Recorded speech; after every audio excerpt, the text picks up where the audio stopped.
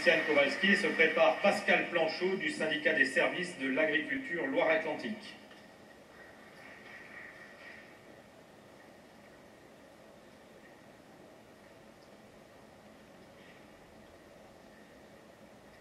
Le logement est un problème majeur dans notre société et dans le rapport d'activité à l'article 1.4, la CFDT rappelle qu'elle a agi pour l'accès de tous au logement. Dans notre société où la population qui vieillit est de plus en plus nombreuse, le logement est un réel problème pour les retraités et l'UCR l'a inscrit dans ses objectifs lors de sa résolution du congrès de Metz. Dans l'UTR du Rhône, nous avons donc participé à cette action et je vais faire part de ce que nous avons fait, qui rejoint ce qu'ont fait beaucoup d'autres UTR sur le logement. Nous avons donc, à travers une commission intitulée Notre Habitat, eu pour objectif à la fois de faire l'inventaire des différentes formes d'habitat qui pouvaient s'offrir à une personne âgée tout au long du parcours de sa dernière étape de vie, voir en quoi ces solutions sont satisfaisantes ou non, quelles propositions peuvent être faites pour les améliorer et permettre ainsi à la personne de choisir et de vivre mieux sa vieillesse et garder sa place dans la société.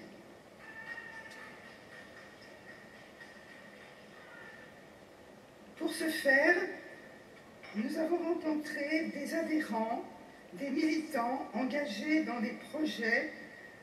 Nous avons rencontré des maires, des responsables de l'urbanisme du Grand Lyon, qui deviendra bientôt métropole.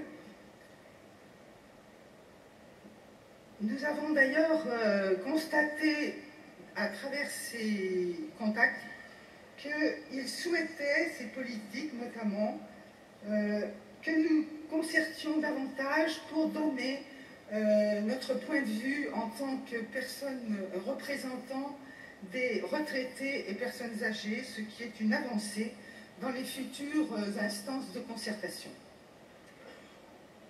Alors, quelles solutions d'habitat avons-nous constatées, comme dans bien d'autres endroits, mais je prends l'exemple précis. Le maintien dans son domicile.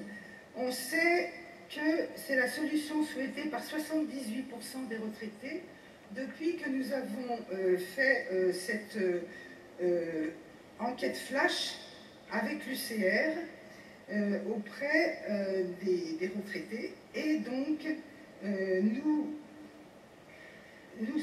c'est une solution à encourager, mais pour être satisfaisante, elle doit remplir certaines conditions. Il faudrait tout d'abord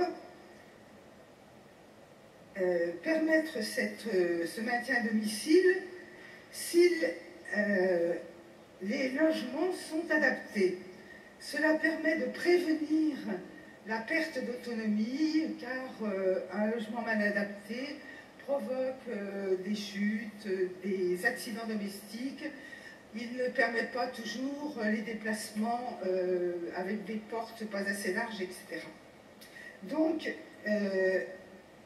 des conditions indispensables. Il est nécessaire également d'avoir à proximité ou en accès facile les services correspondant aux besoins de la personne et également les logements anciens dans lesquels souvent restent les personnes âgées parce qu'elles ne trouvent pas avec leur pouvoir d'achat des logements adaptés plus récents imposent des dépenses énergétiques très lourdes parce qu'ils sont mal isolés. Et enfin, comme pour tous les autres âges de la population, cela nous concerne tous, le coût des loyers et des charges représente une part de plus en plus élevée dans leur budget. Et l'enquête flash auprès des retraités aux revenus modestes, dont on a déjà parlé, met en lumière que ceux-ci, en particulier les femmes seules et âgées, ne peuvent guère payer des logements ni le faire adapter, même s'il y a des aides possibles dans la situation actuelle. Deuxième sorte de solution d'habitat que nous avons examinée, ce sont les habitats intermédiaires, essentiellement pour les retraités entre 60 et 80 ans, car nous avons bien conscience qu'il y a plusieurs âges dans la retraite et la vieillesse. Et dans cette première partie de la retraite, eh bien, nous avons encore des retraités actifs, enfin encore en pleine activité, en pleine forme. La durée de... Il te reste 30 secondes. Oula. Bon, donc je vais passer très vite à la conclusion. Il y a évidemment les EHPAD. Il y a les EHPAD où nous avons déjà entendu les revendications des personnels qui rejoignent les revendications des personnes âgées sur le manque de personnel, etc. Et là, nous avons vraiment un travail interpro à faire pour faire avancer cette prise en charge tout à fait digne et humaine au niveau des personnes âgées. Merci, Christian. Voilà.